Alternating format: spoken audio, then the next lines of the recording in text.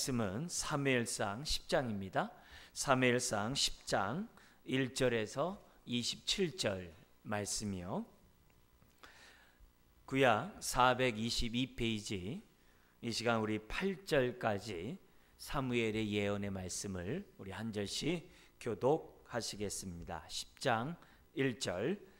이에 사무엘이 기름병을 가져다가 사울의 머리에 붓고 입맞추며 이르되, 여호와께서 내게 기름을 부으사 그의 기업의 지도자로 삼지 아니하셨느냐?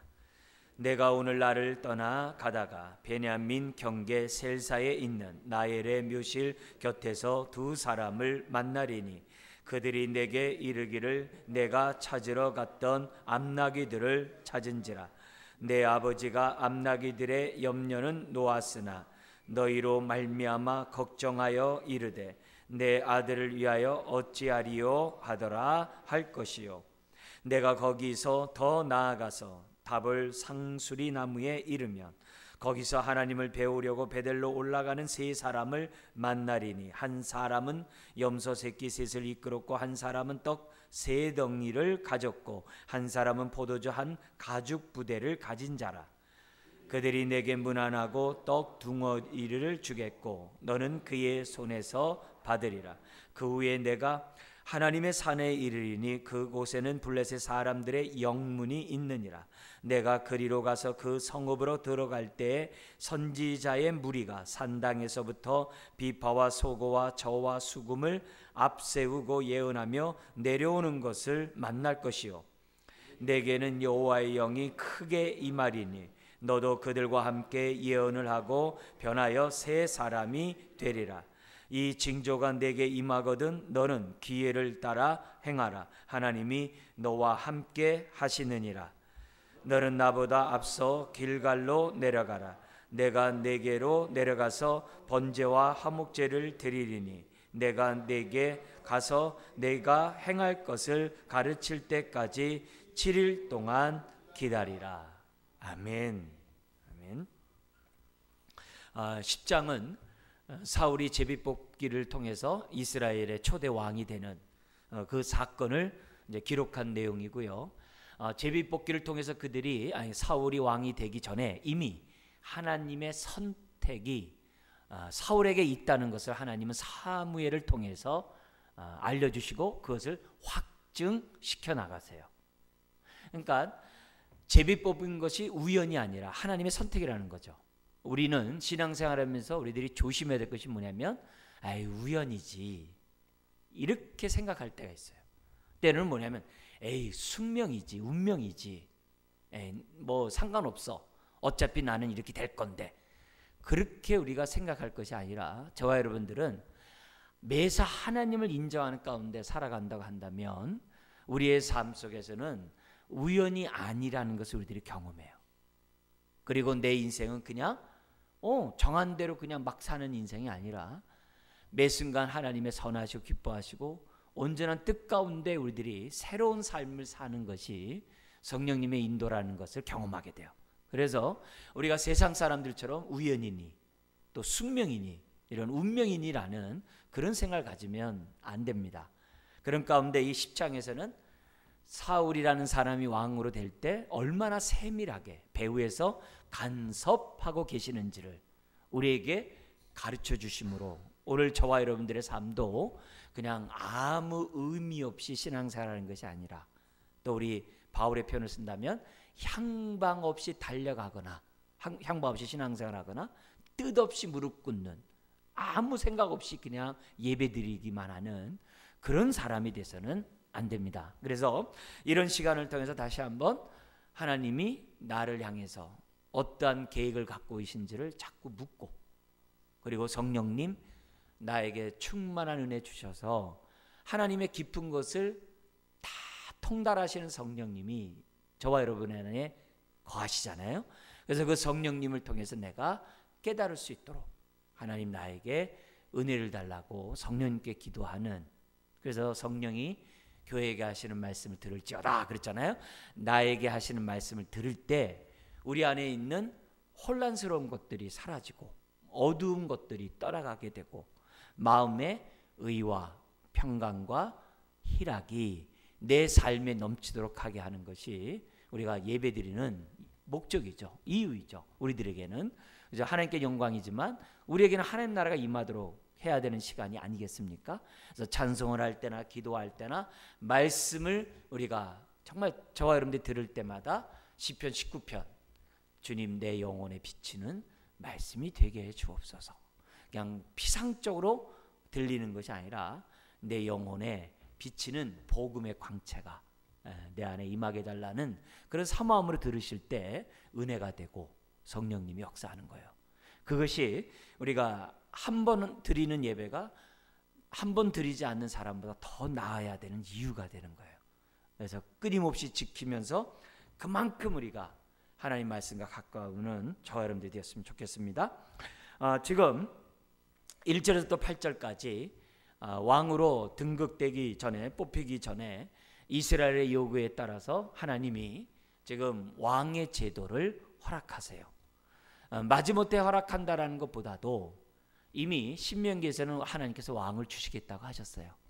왜냐하면 사람이 죄를 짐으로써 지식 있는 자들이 무지하게 됐잖아요. 그죠? 그리고 거룩한 자가 부정하게 되었고, 그리고 의로운 자가 불의한 자가 됐어요. 하나님 뜻대로 살아야 되는 사람이 자신의 정과 욕심대로 사는 탐욕의 종인 불의한 자가 됐단 말이에요. 그래서 무지하고 부정하고 불의한 자를 하나님이 되대요. 구원하셔야 되잖아요. 똑바로 세워야 되잖아요. 그래서 무지한 자를 위해서 하나님이 선지자들을 보내셨고, 부정한 자를 위해서 제사장을 세우셨고, 그죠? 불의한 자를 올바로 세우기 위해서 왕을 세우셨잖아요. 그게 구약이잖아요. 그래서 예수님이 이 땅에 오실 때도 선지자와 제사장과 왕으로 오셨다 그러잖아요. 그죠? 하나님이 구약에는 선지자로 말씀하셨지만 신약에서는 예수 그리스도를 통하여 우리에게 말씀하셨다. 그래서 우리는 예수님을 통해서 하나님의 지식을 배우죠. 그래서 말씀을 통해 하나님의 선하시고 기뻐하시고 온전한 뜻이 뭔지를 알고, 또 예수님 자신이 거룩한 대제사장이 되어서 저와 여러분들 깨끗게 하셨고, 그분이 왕으로서 그죠? 이 땅에 하나님의 하늘과 땅에 모든 권세를 갖고 계시는 그런 왕으로서 사단을 박살낼 뿐만 아니라 오늘 저와 여러분들을 정말 의의 길로 인도하시는 그런 분이 아니겠어요? 그러니까 우리들이 신앙생활하는 데 있어서 하나님이 그 선지자 제사장과 왕을 주신 이유는 아무 생각 없이 준 게 아니라 하나님의 백성을 온전히 구원하고, 다른 말로 하면 하나님의 형상으로 회복하기 위해서 그렇게 하나님이 역사하신 거고, 오늘도 교회에서도 그 세 가지 직분을 수행하죠. 선지자직으로서 하나님 말씀을 제가 이렇게 전하고 있고, 또 교사들도 있는 거고, 제사장으로서 성찬식과 세리식을 하는 거고, 왕직으로서 교회의 당회를 통해서 건증이 있는 것이 아니겠어요? 그죠? 이제 이런 것들이 교회가 그리스도의 형상으로, 하나님의 형상으로 사람들을 만들어가기 위한 하나님의 제도, 안정장치거든요. 그런 의미에서 이미 하나님께서 신명기에서 주셨어요. 근데 여기서는 마치 이들이 요구하니까 주는 것처럼 나와요. 그 얘기가 아니고 정말 왕을 통해서 하나님이 정말 하나님을 대신해서 하나님의 정의롭고 공의로움을 보여줄 왕이 생겨나야 되는데 아직 그럴 왕이 안 나오는 거예요. 그러니까 그런 왕이 안 나오면 어떻게 돼요? 패단만 있겠죠. 그래서 사무엘 선지자로 하여금 패단이 있다는 것을 알려주라는 거예요. 그런데도 좋다는 거예요. 왕을 달라는 거예요. 그러나 그래서 어떻게 돼요? 하나님이 그걸 갖다가 허락을 해요. 허락을 하신 이유는 뭐갈까요? 비록 깨닫지 못하는 백성이라 할지라도, 그래서 허락하지만 이 불완전한 이 왕직을 하나님이 어떻게 돼요? 바꿔 가시는 전능하신 하나님이잖아요. 그러니까 하나님이 허락을 하시는 거죠. 예? 마지못해 하는 그런 게 아니라 아직 받을 만한 능력이나 아직 그런 여력이 안 되거든요. 그래서 그러기 때문에 왕들을 하나님이 세우셨는데, 다 여러분들 잘 알다시피 왕 가운데 하나님의 마음에 합하다고 하는 사람이 사실 누가 있겠어요? 기껏해야 다윗 이 정도밖에 안 되잖아요. 그러나 그런 실패하는 왕을 통해서 뭘 바라보라는 거예요? 아하, 하나님만이 진정한 왕이구나. 그걸 바라보게 하는 거예요. 그래서 왕으로 오실 예수 그리스도를 사람들이 어떻게 돼요? 학수고대하게 만드는 것이 또 하나님의 섭리예요. 그래서 마태복음은 예수님이 어떤 분이신 걸 보여줘요? 왕이시라는 것을 보여주는 게 마태복음이잖아요. 그러니까 그런 것들이 우리가 성경을 보다 보면 하나님의 인도하시는 그러한 손길들을 알게 됩니다. 자, 그런 가운데 하나님 불완전하지만 왕을 세우셔가지고서 지금 이스라엘을 정말 이렇게 하나님 대신 통치하도록 허락을 하세요. 근데 대신 통치가 안 될 거 아니에요. 불완전하니까. 그러니까 하나님이 누구를 붙여요? 항상 참된 선지자를 왕 옆에 항상 붙이는 거예요. 어느 왕이나 혼자 한 적이 없어요. 선지자들 이렇게 다 붙여주셔가지고 선지자를 통해서 하나님의 말씀을 늘 생각하고 배우고 말씀에 따라 살아가도록 하나님이 안정장치를 이렇게 탁 해주세요. 그러니까 하나님의 섭리죠. 자, 그런 가운데 이 하나님이 이 사울을 갖다가 사무엘과 어떻게 만나게 하냐면 아버지가 짐승을 잃어버려가지고 그것을 찾아 나서다가 사무엘을 만나게 하는, 그래서 우연은 없다 그랬어요. 그런 장면이 9장에 나와요. 그리고 사무엘과 사울이 하룻밤 지나면서 사울을 집으로 돌려 이렇게 보내면서 사환을 먼저 다 가게 한 다음에 두 가지 일을 행하세요. 그게 첫 번째가 1절에 있는데 기름을 붓는 거예요.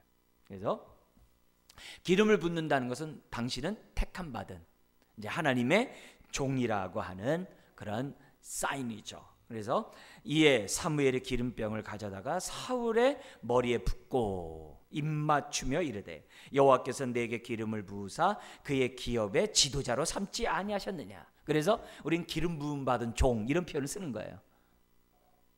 근데 신약에 살면서 기름 부음 받은 종 그러면 목사님에 대해서 얘기를 많이 해요. 또 장로님에 대해서 기름 받은 종이라고 많이 얘기를 해요. 그러면 성도들은 기름 안 받았을까요? 그건 아니겠죠. 그게 어디 나와요? 고린도후서 1장 20절 이하에 보면은 성령님이 믿는 모든 사람에게 기름을 다 부으세요. 왜요? 그래야 저와 여러분들이 왕 같은 제사장으로서의 사명을 감당하는 거죠. 그냥 직능상에 우리가 뭐냐면 차이가 있을 뿐이지 저와 여러분들에게 어떤 신분의 차이가 있는 이런 게 아니라는 거죠. 오늘날 목사가 구약의 제사장 이런 게 아니라는 거죠. 우리 모두가 다 왕 같은 제사장. 그래서 루터가 만인 제사장설을 종교개혁 때 주창했던 얘기가 그 얘기예요. 다 똑같이 우리는 한 성령을 마신 자라는 것을 우리들에게 성경은 가르치고 있거든요. 그런데 구약에서는 특별한 하나님의 종에 대해서 이렇게 기름을 부으셔서 그들로 하여금 직분을 하나님이 맡기셨다는 것을 이제 성경 우리들에게 가르쳐줘요. 그러니까 미리 당신이 왕으로서 선택받았다는 것을 수행함으로써 앞으로 제비 뽑기, 이제 좀 있으면 제비 뽑잖아요. 뽑더라도 이상하게 생각하지 말고 나를 선택한 것이 맞구나 라고 생각하면서 사울은 어떻게 돼요? 이 모든 것이 하나님의 뜻이니 내가 이제는 하나님의 뜻대로 살아야 되겠구나, 이걸 깨달으라고 기름을 먼저 이렇게 부어줍니다. 자, 이러면서 우리가 한 가지 교훈을 우리가 알아야 될 것이 있는데요. 뭐냐면 우리는 사람들에 의해서 선택되기 전에 누구에게 선택을 먼저 받아야 돼요? 하나님으로부터 선택을 먼저 받아야 된다는 것을 저와 여러분들 잊어서는 안 돼요. 그걸 다른 말로 하면은 사람들에게 의해서 선택받기 전에 저와 여러분들이 돼요? 성령의 기름 부음을 먼저 받는 것이 선행돼야 돼요. 교회 안에서는 인기에 의해서 직분을 받을 수 있어요. 또 자기가 원해가지고 목사가 될 수도 있어요. 얼마든지 장로, 권사 돼요. 큰 교회 같은 데서는 어떻게 돼요? 주차 관리 잘하고, 주차 요원 잘하고, 성가대에 이렇게 잘 서서 이렇게 눈에 보이는 거 하면은 다 직분자들이 돼요. 많은 사람들 모인 데는 다 돼요. 그 자기가 얼마든지 원해서 장로도 되고 권사도 되고 다 할 수 있어요. 그러나 그런 게 중요한 게 아니에요. 내가 장로가 되고 권사가 되고 목사가 되기 전에 하나님의 선택하심, 성령의 기름 부으심이 저와 여러분들에게 있어야 돼요. 왜냐하면 직분은 내 힘과 내 지혜로 하는 게 아니라 하나님의 은혜와 능력으로, 하나님의 지혜로 하는 것이기 때문에 그래요. 그래서 그런 의미에서 우리가 이런 사울이 왕으로 뽑히기 전에 자기가 지금 어떻게 돼요? 하나님으로부터 이렇게 선택받고 기름 부음 받은 걸 통해서 오늘 우리들에게 교훈하고 계시는 거예요. 그러면서 우리들이 여러 가지 직분을 받으셨잖아요. 뭐 교사라든지 뭐 집사 직분이라든지 여러 직분 받았잖아요. 그런 직분을 교회로부터 받았는데 우리는 이 시간에 생각해 보는 거예요. 나는 하나님으로부터 받았느냐를 생각하는 게 중요해요. 나는 성령의 기름 부음을 받은 자이냐 그렇지 않느냐를 저와 여러분들이 분별해야 돼요. 그런 것이 우리가 이런 메시지를 통해서 우리들이 점검해야 되고, 또 성령의 기름 부음 없이는 우리가 맡은 사역을 우리가 어떻게 돼요? 이름도 빛도 없이 감당할 수가 없어요. 끝까지 완주할 수가 없어요. 끝까지 완주할 수 있는 사람은 기름 부음 받음을 받은 사람만이 할 수 있다. 이거를 우리들에게 보여줍니다. 그리고 두 번째, 사무엘은 사울에게 당신이 선택되었음을 두 가지로 해주는데 그 두 번째가 뭐냐면 2절에서 6절에 세 가지 예언을 해요. 첫 번째 강의안을 잠깐 보시면 우리 한번 읽어볼까요? 거기 첫 번째 있는 거, 셀사에 있는 라헬의 묘실 곁에서 내가 만날 두 사람이 암나기를 찾았다고 알려줄 것이다. 이렇게 얘기를 해요. 암나기를 위해서 맨날 며칠 찾아다녔으니까 당신 찾았다라고 알려줄 것이다. 그러니까 당신 아버지 너무 이렇게 근심하지 않도록 빨리 이제 가라는 거죠. 이 얘기는 뭐냐면 그 암나기를 찾았다라고 말한다는 것을 미리 알려주신다는 얘기는 뭐예요? 하나님의 간섭함이 있다는 거죠. 구체적인 장소와 구체적인 사람들에 대해서 두 사람, 그리고 그 사람의 말을 통해서 지금 뭘 보여주려고 하는 거예요? 너가 하나님으로부터 왕으로 선택받은 것이 우연이 아니고 하나님의 직접적인 선택하심이라는 것을 확신시키고자 하는 하나의 내용들이시겠죠. 예언의 모습이겠죠. 그리고 두 번째가 3절 4절에 있어요. 같이 한번 읽어볼까요? 다볼 상수리 나무에서 세 사람을 만날 것인데 그 중에 떡 세 덩이를 가진 사람이 떡 두 덩이를 줄 것이다. 아마 이 사람들은 베델로 하나님 앞에 예배를 드리기 위해서 올라가는 순례자였을 것이에요. 세 사람이. 근데 그 중에서 떡 세 덩이를 갖고 있는 사람이, 자기네가 셋이면 하나씩 나눠 먹어야 되는데 그 세 덩이 갖고 있는 사람이 두 덩이를 딱 줘요. 두 덩이를 줘요.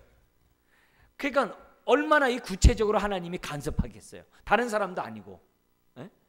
그러면서 무슨 얘기하냐면 그 두 덩이를 받음으로써 지금 뭐 얘기하는 거예요? 하나님의 간섭함도 있지만 동시에 어떻게 돼요? 사울을 돌보시는 하나님의 지금 뭐야? 손길을 보는 거죠.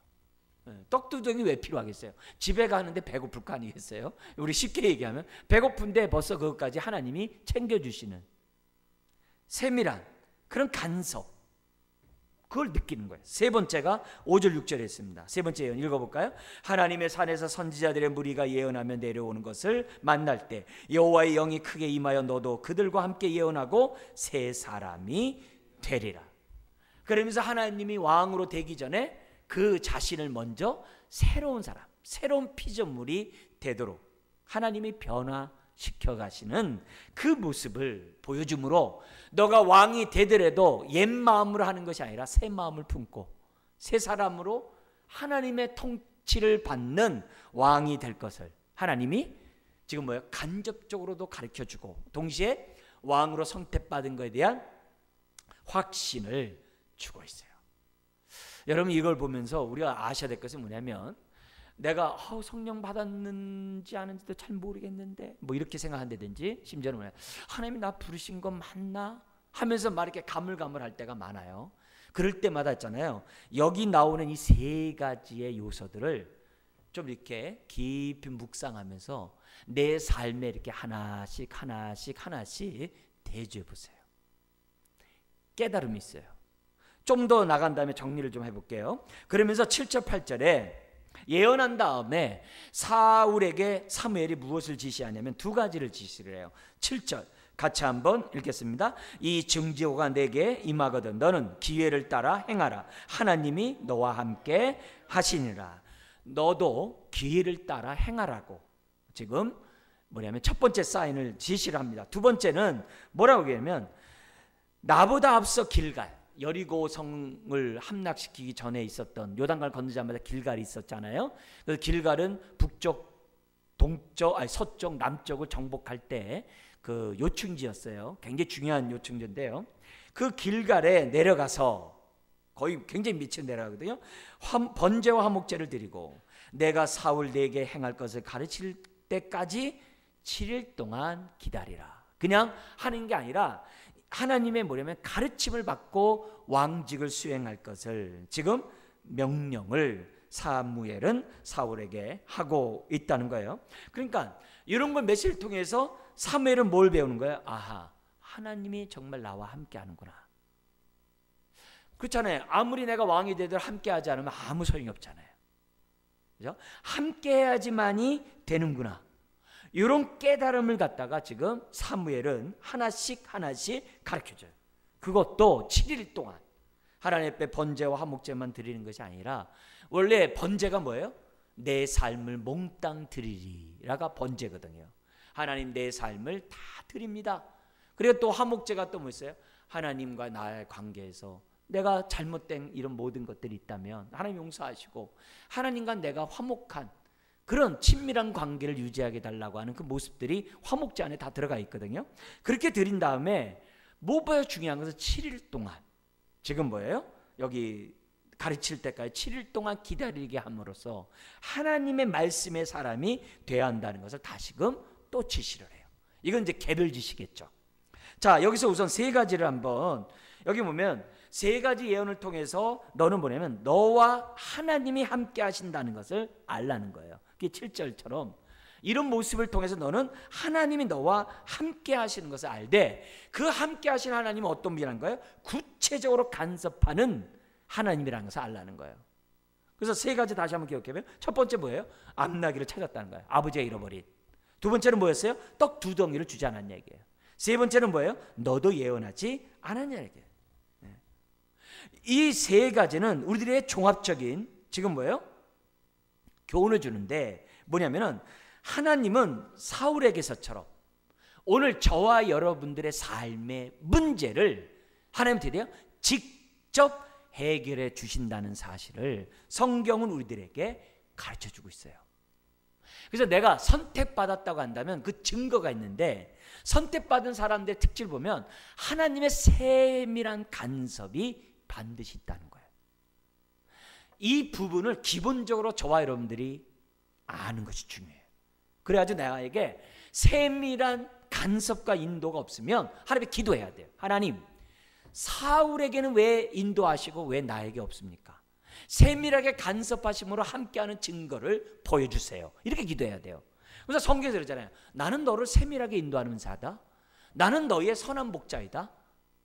나는 너를 인도하는 목자다. 하나님 눈을 얘기해요. 그렇다면 뭐냐면 세밀한 인도가 없다는 얘기는 누구 책임이에요? 하나님 책임이 아니라는 거예요. 오늘 저와 여러분들의 책임이에요. 특별히 어떤 책임이에요? 잠언 3장 6절에 있는 것처럼 매사 하나님을 인정했는가? 매사 하나님을 인정했는가를 나의 모습을 그렇지 않은지를 보라는 거예요. 왜냐? 매사 하나님을 인정하면 그가 너희 길을 인도한다 그랬거든요. 그래서 하나님이 나와 함께하는 증거로서 세밀하게 간섭하시는 하나님이라는 생각을 기본적으로 아는 것이 중요해요. 이런 생각이 있을 때 자기 멋대로 살지 않아요. 이런 생각이 있을 때 무엇을 할 때마다 하나님의 뜻을 구하게 돼 있어요. 그래서 함께하는 증거 가운데 세밀하게 나의 삶의 문제를 해결한다는 이 부분에 대해서 우리들이 확신하고 있어야 돼요. 그리고 두 번째 얘기를 보여준 것처럼 예물 중에서 세 사람 중에서 두 번째 사람이 너에게 3덩이 2덩이 주지 않았느냐. 그 얘기는 배고픈 문제를 해결해 준다는 것도 있지만 어떤 것도 있어요? 나를 갖다가 인정하고 나를 소중하게 여기고 심지어는 뭐예요? 존귀한 자로 대접한다는 의미까지 있는 거예요. 이 얘기가 왜 중요하냐면은 하나님과 함께하는 사람들에게 보면요, 주변에서 당신은 하나님과 함께하는군요 라고 하는 격려가 있어요. 그는 성령님의 역사예요. 그래서 사람들에게 항상 내가 했을 때 고아와 같이 내버려 두지 않으신다 그랬어요. 그래서 내가 성령의 인도 가운데 살면 항상 어떻게 돼요? 사람을 붙여줘서 나를 격려하는 게 있어요. 그래서 조심해야 될 게 뭐냐면은 내가 성령 충만하고 하나님이 나와 함께 한다라고 얘기하면서 나만 알아. 내 주변 사람이 알지 못하면 생각해 보셔야 돼요. 생각해 보셔야 돼요. 나는 정말 하나님이 함께하는 자인가? 혹시 나 혼자 충만한 사람이 아닌가? 그것이 함께하고자 하는 저와 여러분들에게서, 선택받은 저와 여러분들에게서 꼭 가지셔야 될 점검 내용이에요. 그래서 하다못해 이런 얘기 있잖아요. 나는 누구에게서 인정받았는가? 가끔 이런 얘기예요. 연예인들이 막 이렇게 얘기하면서 왜 그 노래를 좋아하세요? 그러니까 자기 힘들었을 때요.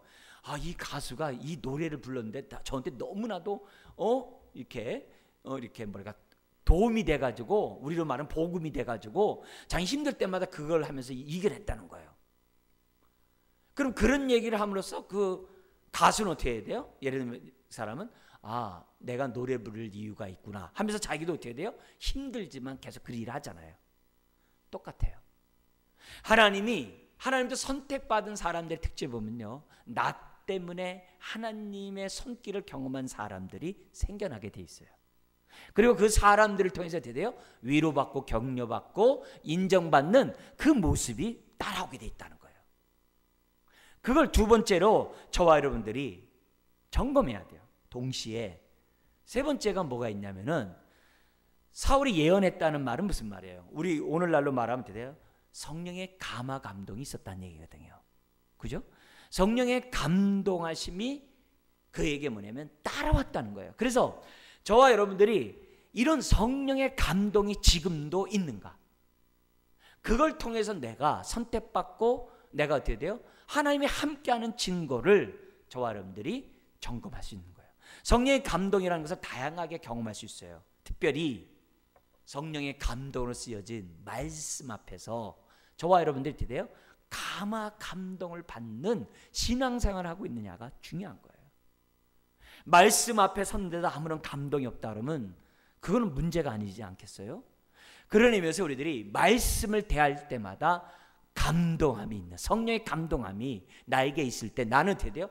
택함받은, 성령의 기름 부음 받은 자로서 점검할 수 있어요. 첫 번째가 뭐라고요? 하나님이 세밀한 인도하심이 있고, 두 번째는 어떻게 돼요? 주변 사람들로부터의 인정받음, 대접을 받는다는 표현이죠. 존경함을 받음. 세 번째 어떻게 돼요? 성령의 감동함이 나의 삶 속에 있는지, 이런 걸 통해서 우리의 모습을 점검하고, 그리고 여기서 보면 7일 동안 가르침을 받으라는 말씀처럼 저와 여러분들이 어떻게 돼요? 오늘도 나는 하나님의 말씀에 순종하고자 하는 마음의 태도가 있는가? 수요일날 이 저녁에 나온 그 마음밭이 이러시기를 주의 이름으로 축원합니다. 그런 인생이 하나님이 함께하는 그런 증거를 체험하면서 나아가는 거죠. 그러니까 이런 모습이 되면 어떻게 돼요? 늘 하나님 인식하게 되죠. 그리고 자신에 대해서 어떻게 돼요? 낮은 자존감을 안 갖게 되죠. 되게 중요해요. 하나님을 인식하고 나에 대해서 낮은 자존감을 떨쳐버릴 수 있고, 심지어 어떻게 돼요?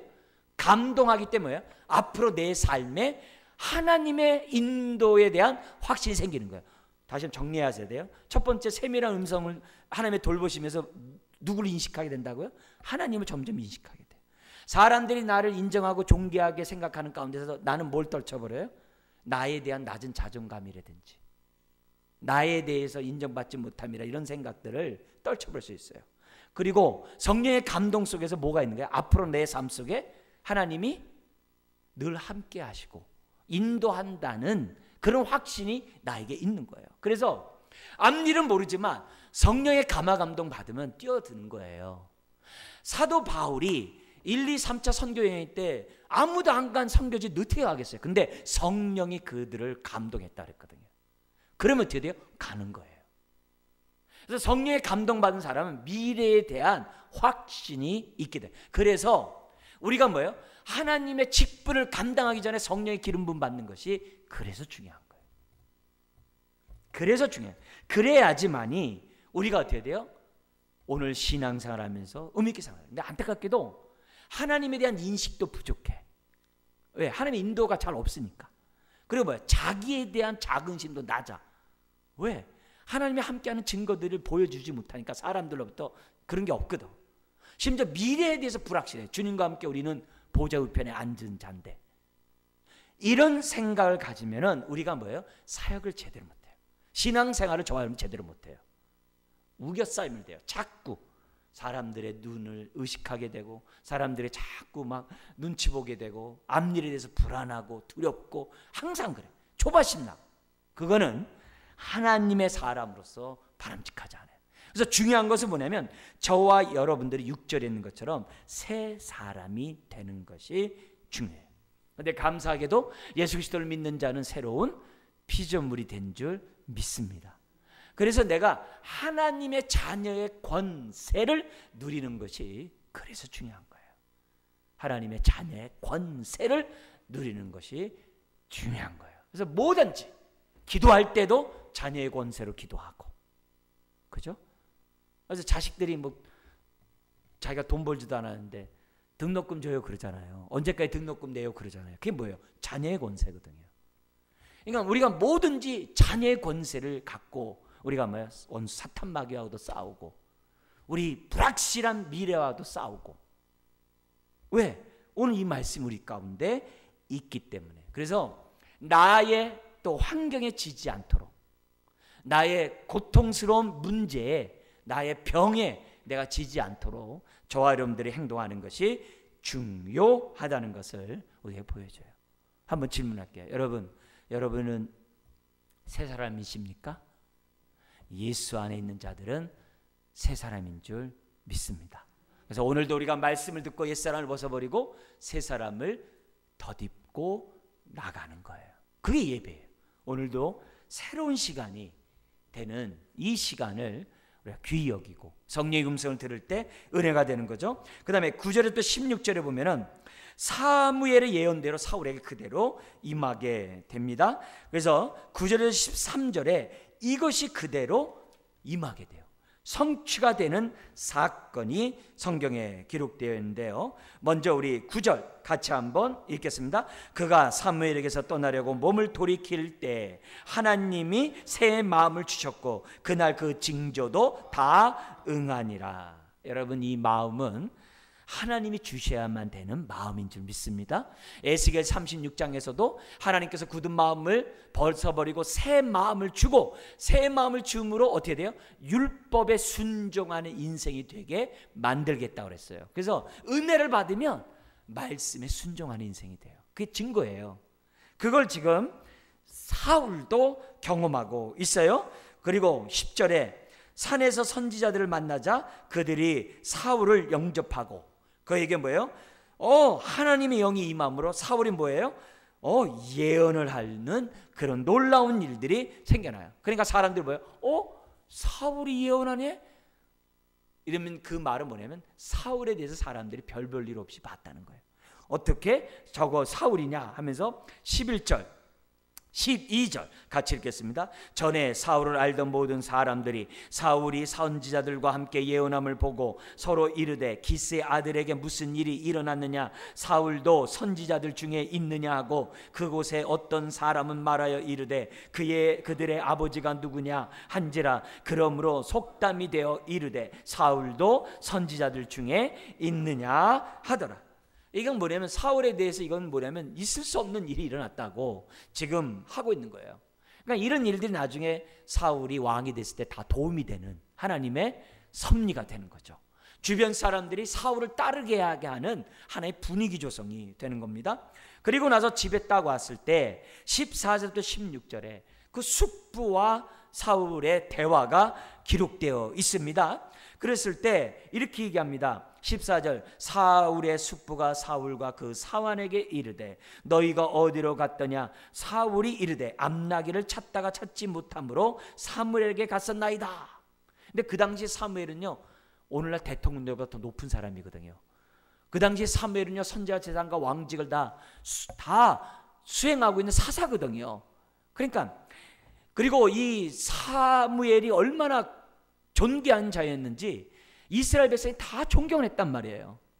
그리고 지금 사무엘이 지금 왕을 선택해야 되는데 사무엘이 무슨 말을 하냐가 온갖 사람들이 귀를 쫑긋하고 있거든요. 근데 사무엘을 만났다고 하니까 무슨 얘기했느냐? 나에게 말하라. 근데 사울이 얘기 안 해요. 어떻게 했냐면 16절 읽겠습니다. 사울이 그의 숯불에게 말하되 그가 암나기를 찾았다고 우리에게 분명히 말하더이다 하고 사무엘이 말하던 나라의 일은 말하지 아니하리라. 아마 이거는 사울이 내가 말한들 숯불가 믿지 않을 거예요. 그리고 또 하나는 뭐냐면 사울은요 아직 어안이 봉봉해요. 내가 정말 왕으로 선택될까? 아직은 제복기 안 했잖아요. 이게 확신이 없으니까 저기 숙부에게 말할 수 있는 여지가 안 됐다는 것을 지금 보여주고 있어요. 그런데 이런 자에게 하나님이 어떻게 제복기함으로 하나님에 의해서 선택되었다는 것을 하나님은 우리들에게 이제 사울에게 알려주는 사건이 나오고 있어요. 그러면서 17절에서 27절 한번 보겠습니다. 왕으로 뽑힌 사울인데요. 17절 19절에 사무엘은요 왕을 세우기 전에 뭐냐면 이 왕을 선택한 그들의 죄성을 지적을 합니다. 뭐라고 얘기하냐면 18절에 하나님이 너희를 지금까지 지켜주시고 너에게 왕이 되지 않았느냐? 그런데 19절 같이 한번 읽겠습니다.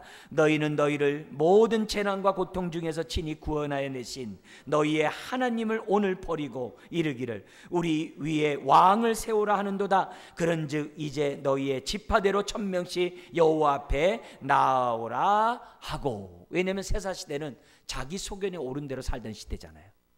그러니까 이런 시대였기 때문에 사람들이 어떻게 돼요? 이미 그들 마음속에 하나님을 버린 심령들이거든요. 근데 여기 버렸다는 얘기는 뭐냐면 전심으로 하나님만 의지하지 않았다는 거예요. 이들은 하나님 섬기다 나오면요 바알을 섬겼거든요. 하나님 앞에 예배하다 나와서는 우상을 섬겼거든요. 그런 자들이었거든요. 그러니까 이 모습을 성경은 하나님 버렸다고 얘기하잖아요. 여기 똑같이 얘기하는 거예요. 너희들이 왕을 요구하는 것은 하나님을 버린 거와 똑같다 이렇게 얘기하는 거예요. 그렇게 함으로써 뭐예요? 너희들은 하나님의 말을 들으라고 하는 마지막 지금 뭐예요? 어떻게 보면 최후 통첩을 한다라고 지금 볼 수가 있다는 거예요. 그래서 하나님의 신실하심을 드러내면서 동시에 이스라엘의 신실하지 않은 불순종한 모습을 부각시키면서 그들에게 뭐냐면 왕을 허락하겠다라고 얘기를 해요.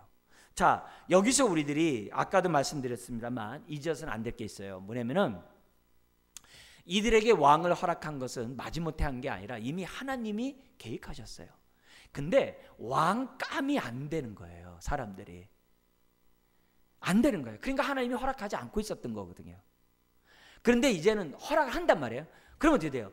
왕감이 안 된 사람들이 계속 나오는 거 알잖아요. 그럼 그런 모습에서 하나님이 그럼 처음부터 막으시지 왜 그러셨어? 그러면 안 돼요. 뭐냐면 그런 걸 통해서 아까 뭘 보여주시는 거예요? 메시아로 오실 온전한 왕을 바라보게 만들고 왕이 온전하지 않으면 안 될수록 하나님을 더욱더 바라보게 만들고자 하는 하나님의 뜻이 있어요. 그래서 사람을 의지하고 왕이 자신을 지키는 것이 아니라 하나님을 의지하고 하나님이 우리를 지키신다는 것을 사람들에게 알게 하고자 하는 하나님의 인도가 있어요. 그런 걸 우리들이 볼 수 있어요. 그래서 신앙생활에서 우리들이 조심해야 될 게 뭐냐면 내가 일을 그르쳤어. 아유 나 이제 내 인생 끝났어. 아유 나 내 인생 틀렸어. 그러면 안 돼요. 심지어 내가 잘못 선택해서 아이고 이제 되돌아갈 수도 없네. 나 이제 어떡하지? 내 인생 계속 이렇게 가는 거야? 그렇게 하지 마세요. 하나님은 내가 잘못 선택할지라도 하나님 어떻게 돼요? 나를 바꾸지 않으면 환경이라도 바꾸시는 분이에요. 내가 선택한 걸 돌이킬 수 없으면 내가 선택한 그것을 또한 어떻게 돼요? 합력하여 선을 이루게 하시는 하나님이세요. 거기에 대한 우리들이 믿음을 가지고 뭘 갖지 말아야 되면 조바심을 갖지 않아야 돼요. 왜냐하면 사람들은요 너무 조바심을 내가지고 믿음의 삶을 안 살아요. 너무 조바심을 내가지고 하나님의 인생을 못 맡겨요. 그냥 아둥바둥해요. 여러분 저 영화 인디아나 존스라는 영화 보신 적 있으세요? 네, 그게 막 시리즈로 나와요. 그 주인공이 이렇게 절벽에서 이렇게 딱 넘어갈 때 없어요. 근데 믿음으로 딱 내리니까 밑에서 쫙 나와가지고 이렇게 딱 건너가는 장면이 있어요. 그게 믿음으로 이렇게 하나님 앞에 맡기면 우리 앞에 이렇게 주님이 쫙 길을 열게 하는 그런 모습을 연생하게 하는 것들이 많거든요. 그러니까 우리가 신앙생활 할 때는 이 눈에 아무 증거 보이지 않아도 주님만을 정말 바라며 나간다는 찬송에 있는 것처럼 그런 게 있어야 되는데 그걸 못 믿어가지고 조바심내는 거예요. 우리 자녀들도 그러잖아요. 부모가 있으면 무조건 자기를 받아줄 줄 알고 막 뛰어내리는 애들 있잖아요. 얼마나 위험합니까? 근데 막 뛰어내리잖아요. 그러니까 그런 것처럼 우리가 뭐냐면 주님 앞에 뛰어내리는, 부모는 실수해서 못 받을 수 있지만 주님은 그런 거 없잖아요. 그러니까 우리가 그렇다고 시험하면 안 돼요. 성전 꼭대기에서 마귀가 시험에 뛰어내리면 천사가 네 발을 붙들면 사람들이 와 해가지고 너를 따를 거 아니야. 그건 시험이에요. 인정받고자 하는 그 아까랑 다른 시험이에요. 그건요. 그러면 그건 큰일 나는 거예요. 그런 게 아니라 우리는 뭐냐면 그건 우리가 뛰어내리면 안 되죠. 뛰어내리면 안 되죠. 그렇지만 우리들의 신앙에서 너무 조바심 내는 이런 태도들은 우리들이 경계해야 돼요. 하나님 믿는 사람은 그렇게 하면 안 돼요. 여러분, 베드로도 바꾸셨고요. 우리 사도 바울도 바꾸셨고요. 주님의 많은 사람을 바꾸셨어요. 그렇다면 왜 나를 못 바꾸시겠어요? 나를 자꾸 맡기면서 내가 선택한 것에서 너무 조바심 내지도 말고 그런 가운데서 하나님의 선한 손길을 놓고 전능하신 하나님, 우리가 기도해 나가면 하나님이 주시는 은혜가 있다는 거예요. 심지어는 뭐라 그래요? 요엘서는 뭐라 그래요? 잃어버린 세월도 다 갚아주겠대요. 하나님 뜻대로 사는 인생에게는 갚아주시겠다라고 했어요. 자, 그러자 19절에서부터 21절에 지파별로 이렇게 나눠가지고 제비뽑기 했는데 누가 뽑히게 돼요? 사울의 가문이 뽑히게 되고 결국은 사울이 딱 뽑히는 거예요. 딱 뽑히자마자 어떻게 돼요? 사울은 뭐냐면 너무 놀래가지고서 어떻게 돼요? 숨어버려요. 아니 이게 어째 이런 일이 생겨날까? 그러자 22절부터 27절에 보면 반응들이 나와요. 첫 번째는 뭐냐면 백성들의 반응이 23절 24절에 있어요. 같이 한번 읽겠습니다. 그들이 달려가서 거기서 그를 데려오매 그가 백성 중에 서니 다른 사람보다 어깨 위만큼 컸더라. 사무엘이 모든 백성에게 이르되 너희는 여호와께서 택하신 자를 보느냐? 모든 백성 중에 짝할 리가 없느니라 하니 모든 백성이 왕의 만세를 외쳐 부르니라. 이들은 왜 만세 붙였을까요? 그 왕이 자신들의 필요를 공급해 줄 줄 알았어요. 근데 나중에 반대가 돼요. 왕이 자신의 필요를 위해서 백성들을 이렇게 다 탈취해요. 이 만세는 감사에 대한 만세보다도 자기네들이 앞으로 뭐예요? 그냥 소망 가운데 외치는 만세였겠죠. 자, 그러면서 그러니까 공동체의 인정을 받은 거예요. 그런데 하나님께서 뭐냐면 이 백성들에게 뭘 보여주냐면은 26절에 하나님의 은혜를 베풀어 주십니다. 같이 한번 읽겠습니다. 사울도 기브와 자기 집으로 갈 때 마음이 하나님께 감동된 유력한 자들과 함께 갔느니라. 왕이 딱 되니까 저기 뭐냐면 장관들 이런 사람들을 갖다가 뭐냐면 하나님이 딱 붙여주는 거예요. 왜요? 항상 하나님의 일에는 공동체로 역사하시게 돼 있어요. 이걸 잊어서는 안 돼요. 하나님이 주의 일을 할 때는 혼자 하게 하지 않으세요. 항상 사람을 붙여줘요. 이걸 우리들이 잊어서는 안 돼요. 그래서 혼자 내가 어떤 일을 할 때마다 우리는 뭐예요? 편하니까 좋다 이렇게 생각하면 안 돼요. 오히려 내가 감동함이 내 삶에 없는 것은 아닌가. 이런 것을 우리들이 오히려 어떻게 해야 돼요? 내 삶을 돌이켜봐야 돼요. 여러분, 지금 뭐냐면 하나님이 있는 곳에서는 하나님이 사람을 붙여주게 돼 있어요. 어떤 사람이요? 여기 있는 것처럼 하나님께 감동된 사람들을 붙여주게 돼 있어요. 교회도 마찬가지예요. 교회는 누가 하는 거예요? 감동된 사람이 교회 일을 하는 거예요. 감동된 사람을 하나님이 세워주세요. 그러니까 주의 일을 하면서 감사하는 거죠. 나 같은 자를 쓰시니 감사한 거죠. 내가 이런 거 했네. 자기 의를 나타내지 않죠. 왜요? 감동을 받았으니까. 근데 감동을 안 받으면 어떻게 돼요? 자기 이름을 내려고 하고 자기 의를 드러내려고 하는 거죠. 감동된 사람은 자기 이름을 안 드러내잖아요. 그래서 우리가 뭘 믿어야 되냐? 목사인 저나 여러분 각 부서에 있는 여러분이나 하나님의 이걸 믿어야 돼요. 하나님, 감동된 자를 붙여주는 것을 믿습니다. 만약에 없으면 어떻게 돼요? 기도해야 돼요. 하나님, 나부터 감동시켜 주세요. 나부터 감동시켜 주세요. 그래서 내가 홀로 일하지 않도록 도와주세요. 외롭게 사투하지 않도록 도와주십시오. 교회를 세운 목적이 뭐예요? 감동된 사람을 모아놓은 게 교회잖아요.